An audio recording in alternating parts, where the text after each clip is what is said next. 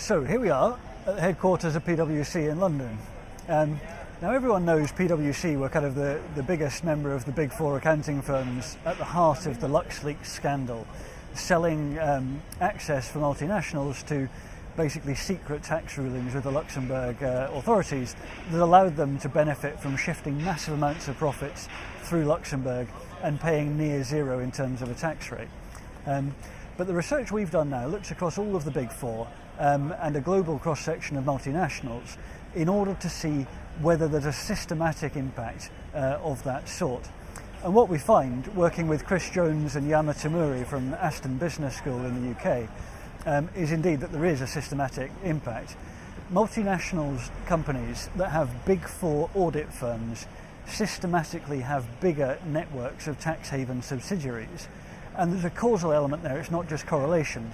When a multinational company introduces a big four auditor for the first time, they see a sharp acceleration in the rate of growth in the number of tax haven subsidiaries they have.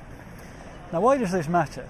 It really matters because of other research that's been done that shows the lower the effective tax rates a multinational company has, the shareholders don't get any benefit in terms of higher returns, but they do bear higher risks.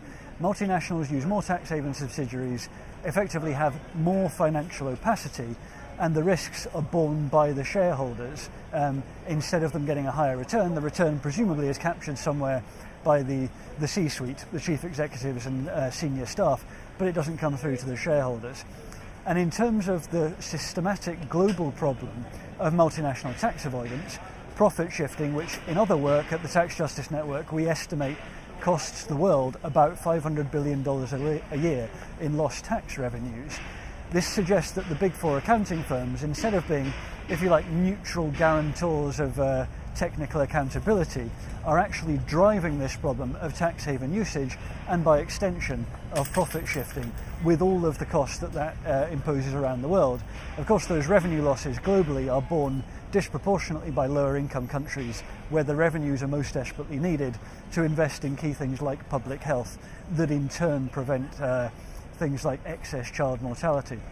So this new research is only one piece of the puzzle, but it shows that the big four aren't just appearing anecdotally in things like the Paradise Papers and the Panama Papers and the LuxLeaks. They're actually systemically important players in driving the use of financial secrecy and indeed the tax avoidance of multinational companies.